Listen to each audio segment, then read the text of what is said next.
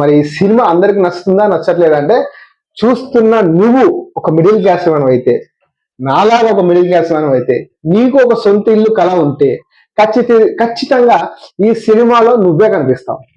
Hello momo friends, నేను మీ ద్వారా అందరూ ఎలా ఉన్నారు? బాగున్నారా? అందరికీ నమస్తే, ఆదాబ్, సలాం అలైకుం. సో ఈ వీడియోలో మనం మాట్లాడుకోబోయేది 3BHK సిద్ధార్థ్ నటించిన సినిమా. ఈ రోజు రిలీజ్ అయింది జూలై 5th. ఈ సినిమా మరి ఎలా ఉంది, దీని విషయాలు ఎలా ఉంది అనేది క్లియర్ గా రివ్యూ చెప్తాను.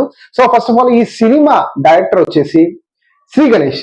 ఈ సినిమా ప్రొడక్షన్ చేసింది శాంతి టాకీస్. ఇది డైరెక్ట్ తెలుగు ఫిలిం అయితే కాదు, ఇది స్ట్రైట్ తమిళ ఫిలిం. దీన్ని తెలుగులోకి అనువాదం చేయడం జరిగింది.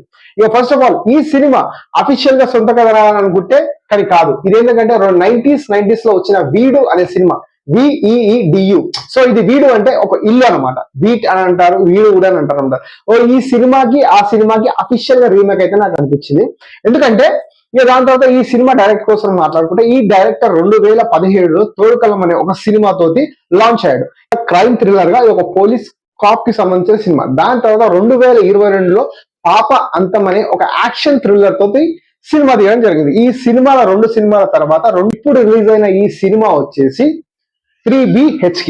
సో ఈ సినిమా ఎలా ఉంది, మరి ఈ సినిమా అందరికి నచ్చుతుందా నచ్చట్లేదంటే, చూస్తున్న నువ్వు ఒక మిడిల్ క్లాస్ అయితే, నాలాగా ఒక మిడిల్ క్లాస్ అయితే, నీకు ఒక సొంత ఇల్లు కళ ఉంటే ఖచ్చితంగా ఈ సినిమాలో నువ్వే కనిపిస్తావు. చెప్తున్నాగా, ఖచ్చితంగా ఈ సినిమాలో నువ్వే కనిపిస్తావు. Completely it's a middle class family emotion drama ఈ సినిమాలో ఉంది. ఖచ్చితంగా ఈ సినిమా అయితే అదే. సో మరి ఈ సినిమా అందరికి నచ్చుతుందా నచ్చట్లేదా అంటే, ఖచ్చితంగా చెప్తున్నాను కదా, ఇది ఒక మిడిల్ క్లాస్ ఎమోషన్ అనమాట. ప్రతి వారికి ఇల్లు అనేది ఒక కళ, అది అందరికీ తెలిసిందే. ప్రతి వారికి ఇల్లు ఒక కళ అనేది. ఇక ఈ సినిమా విషయానికి వస్తే, మరి సిద్ధార్థ ఈ పాత్రకి సరైన యాక్టింగ్ చేసిందా చేయలేదా అంటే ఖచ్చితంగా చెప్పాలి, సూపర్ గా చేసిందని నేను చెప్తాను.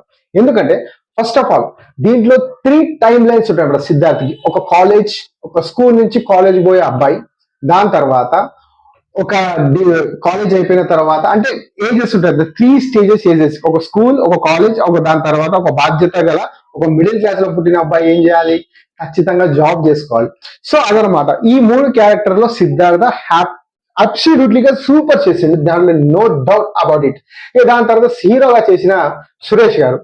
దాని తర్వాత ఈ సినిమాతో 4 మధ్యలో కథ అనమాట ఇది. సో టోటల్ గా ఒక నాన్న, ఒక అమ్మ, దాని తర్వాత ఒక చెల్లి, ఒక అబ్బాయి.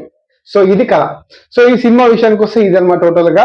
ఇక ఇది మొత్తం ప్లస్ పాయింట్స్ నేను చెప్పాను. ఇక మైనస్ పాయింట్స్ వచ్చేసి ఏంటంటే, కొద్దిగా ఈ సినిమా